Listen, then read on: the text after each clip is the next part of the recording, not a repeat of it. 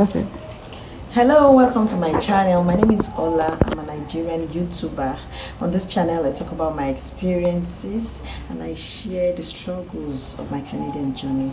Please sit back tight and watch and enjoy.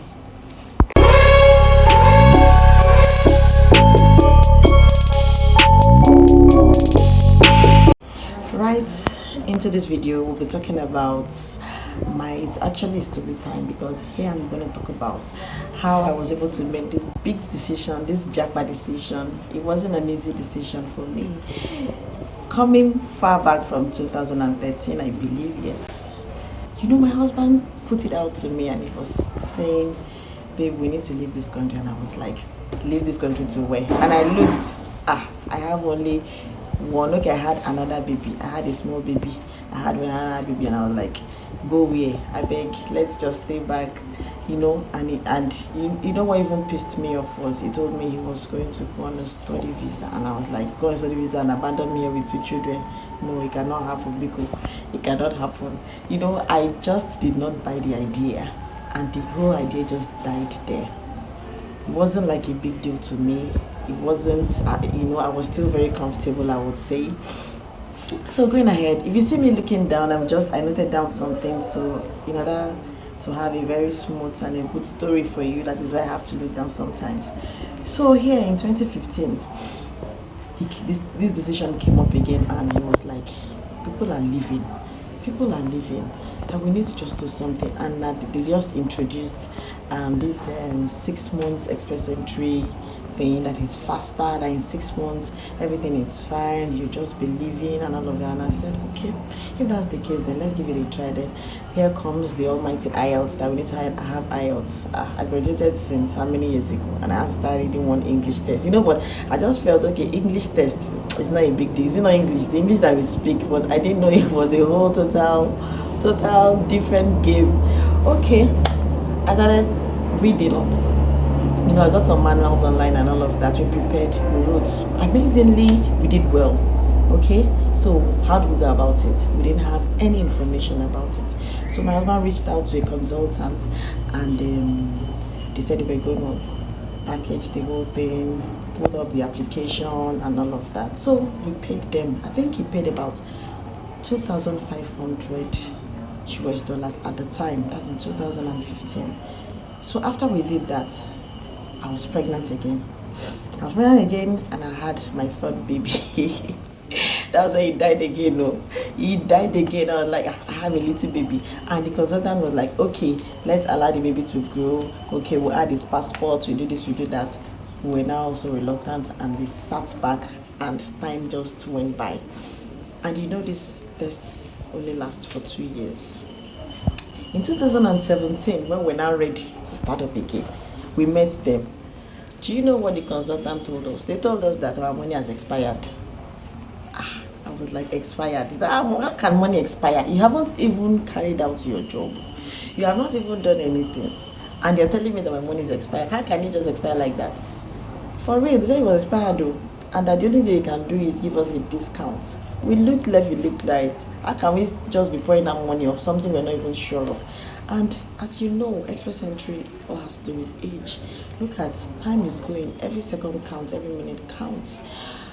So at this point, we said, okay, people do these things now. We can do it ourselves. All we need to do is just do more research and, be intentional about it. And so we went ahead in 2019. We wrote the test again, IELTS again, with all determination. Then it was sinking. It began to sink. People around us were leaving. Our friends were leaving. People were leaving. You go to your office, you just hear, so person have left with family. So then, at this point, my husband was no longer eager.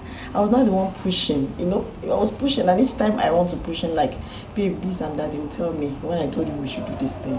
Maybe you said we should sit back, Nigeria is not so bad, this and that. Now you're pushing me. Then it now became my problem. It became my problem. I was not doing research.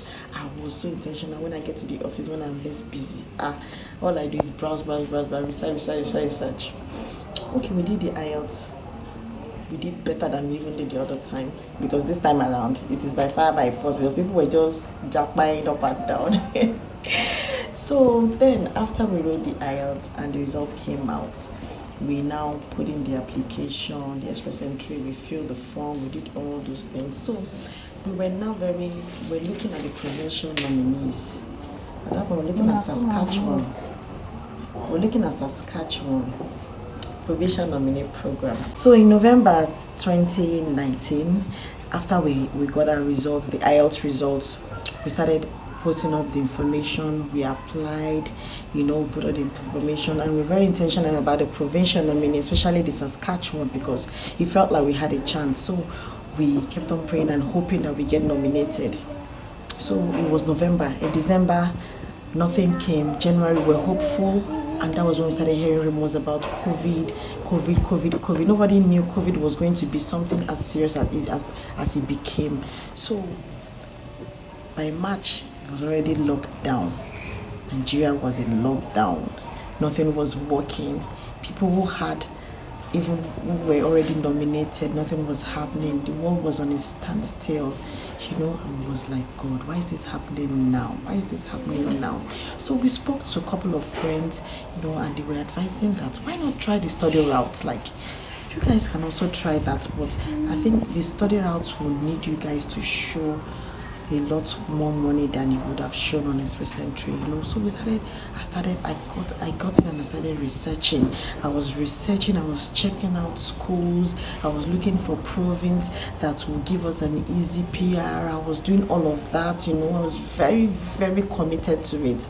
At this point, Maswell was just looking at me, but I know Sendo, because I said, is it this thing? This one has to work anyhow. Let him have the wahala of looking for money, sourcing for more money. Let me just face it and get all the information we need to make it come through. So at about June, July, I was able to research and get a school. I applied for admission.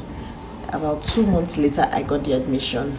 Hooray! At least we are going somewhere, I was so happy, I was excited. I was like, so this can happen, because remember, we're not using any agents anymore, no consultants, no rep, no nothing, I was just looking out. I watch a lot of YouTubes. I watch different YouTubes. Whenever I say anything, study route, Canada, do this, do that, I was their customer. I was on YouTube. I burnt data. I won't say I burnt data. I invested in data. And it paid off. So this is actually a part of my struggle, my story. Okay, I'll be coming back to share more and more of my stories and my struggles in this journey. I know a lot of you have, before you were able to come up or to take this decision, I know a lot of things went down. There were a lot of uncertainties around it. You can imagine maybe a businessman, you're telling a businessman to abandon his business and then go somewhere and start starting over. It's not an easy decision to make. Okay, I would like to see some of your comments down in the comment section. Let me see how you were able to reach this decision. How were you able, what informed it, what instigated it? I would like to see your comments in the comment section. Please, if you haven't subscribed until now, please do subscribe, like and share my video. God bless you. Thank you so much. Until you see my video again. Bye bye.